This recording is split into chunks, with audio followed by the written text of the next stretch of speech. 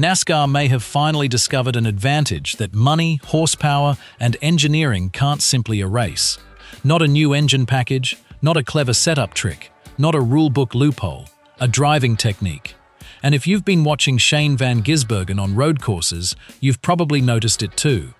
He keeps arriving at the same corners as some of NASCAR's biggest stars, yet somehow he leaves those same corners with a gap that keeps getting bigger. So what's really happening here? Is SVG just naturally gifted, or has he brought a style of driving that the rest of the Cup Series simply can't copy overnight? Stick around, because what looks like a tiny movement with the pedals completely changes how a race car behaves. Now, before we get under the bonnet, I've got one quick favor to ask.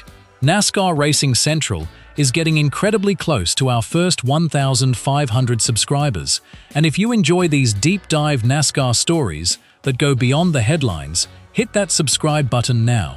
Every single subscription genuinely helps us grow and keeps these videos coming.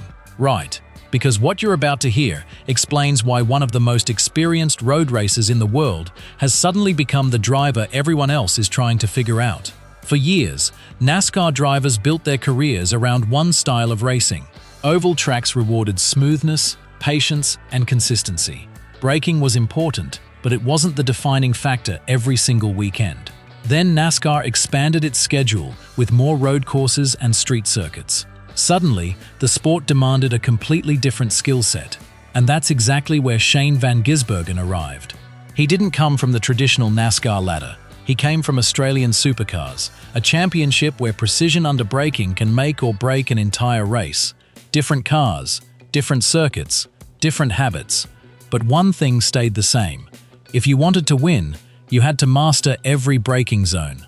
Here's the kicker.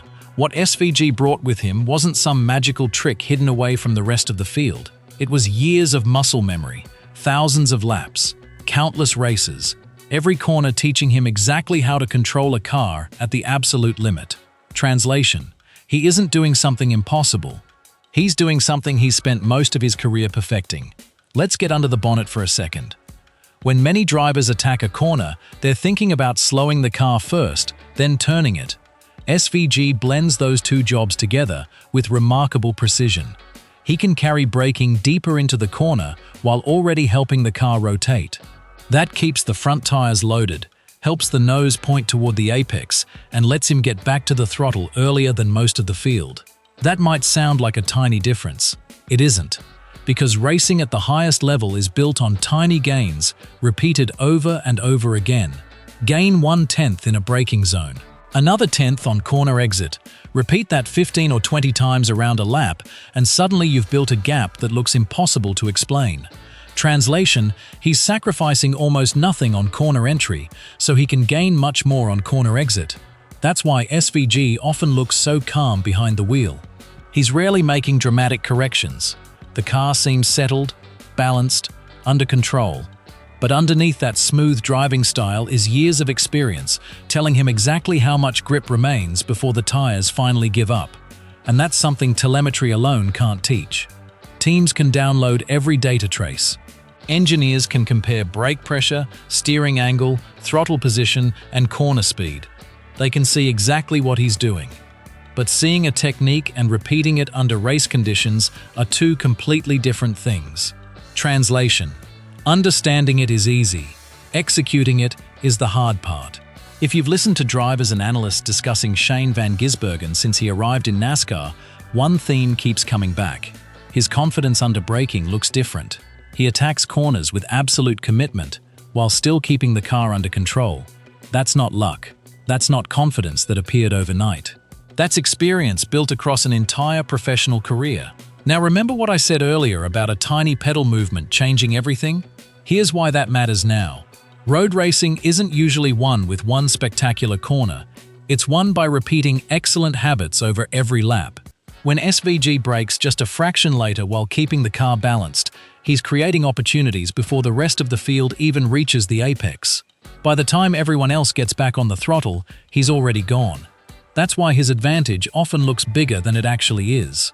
Translation: one small improvement gets multiplied around the entire circuit. Now, does that mean NASCAR's best road racers suddenly forgot how to drive? Not even close. Drivers like Chase Elliott, Tyler Reddick, Christopher Bell, AJ Allmendinger, and several others remain outstanding road course racers. They've won races, mastered technical circuits, and proven themselves against elite competition. But SVG has raised the benchmark. Instead of asking who's the best road racer in NASCAR, people are now asking whether everyone else needs to evolve. And that's a very different conversation. Here's something worth thinking about. Whenever one driver dominates a certain type of circuit, fans immediately start looking for hidden explanations. Secret setups, special parts, gray areas in the rules. The reality is often much less dramatic. Sometimes, the biggest advantage sits behind the steering wheel. Years of experience can't simply be downloaded into another driver over one weekend. Translation: the biggest performance upgrade might actually be the driver. Now, has NASCAR officially confirmed that Shane Van Gisbergen possesses an unbeatable technique that nobody else can learn? No, and that's important to say. Elite motorsport changes constantly. Drivers adapt, engineers find solutions, teams improve every single week. What we're seeing today is one driver's background giving him a genuine competitive advantage on technical road courses. Not proof that nobody can ever catch him. But here's where things become fascinating. The more NASCAR visits road courses and street circuits, the more valuable SVG's background becomes. Every additional technical circuit gives him another opportunity to use skills developed long before he ever entered the Cup Series.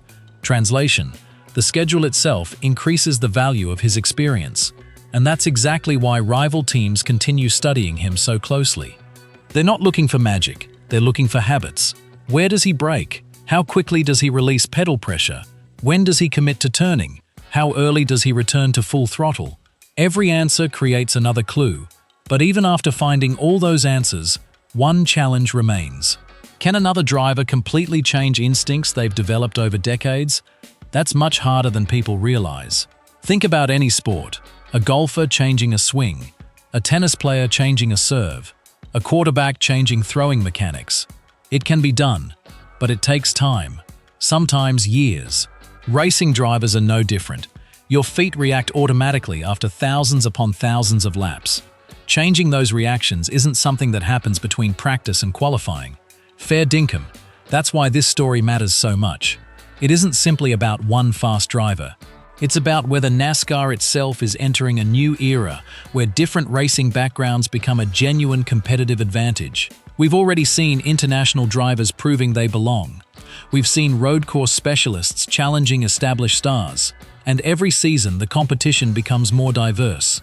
That's brilliant for the sport. Because innovation doesn't always come from technology. Sometimes it comes from people. So what happens next? Expect the competition to respond. Expect teams to spend even more hours in the simulator. Expect engineers to analyze every braking trace they can find. Expect drivers to keep experimenting with their own techniques. That's exactly what elite competition looks like. Nobody accepts second place forever.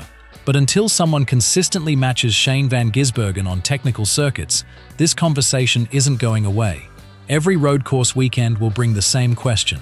Has the field finally caught him? Or is everyone still chasing years of experience they simply can't fast forward? And honestly, mate, that's one of the most fascinating stories in NASCAR right now. Because sometimes the biggest advantage isn't hidden under the bonnet. It's hidden inside the driver's habits. Now I want to hear what you think. Is Shane Van Gisbergen's road course edge mainly the result of years of elite supercars experience, or do you think the rest of the NASCAR field will eventually develop the same level of braking precision? Let me know down in the comments. And if you enjoyed this breakdown, don't forget to help NASCAR Racing Central reach 1,500 subscribers by hitting that subscribe button if you haven't already. Every new subscriber helps us bring you more in-depth NASCAR stories just like this. In our next video, we're diving into another technical battle that's quietly changing the NASCAR garage. And trust me, it's one you won't want to miss. Until next time, keep it pinned, stay safe, and we'll catch you in the next one, here on NASCAR Racing Central.